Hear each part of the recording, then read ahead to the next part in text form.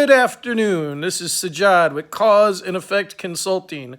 Activity does not equal productivity. Why is somebody fat?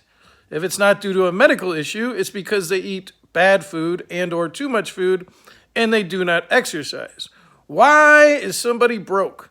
It's the same thing as why they might be fat.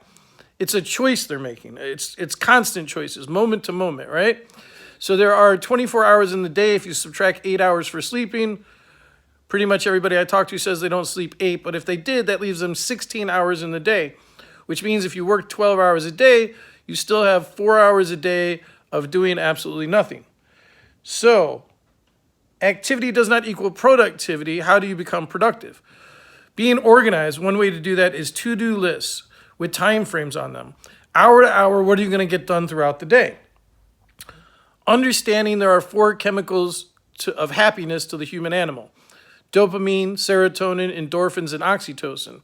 So you can be very active and your brain will be telling you that you're very happy about what you're doing, even though you're not very productive at all.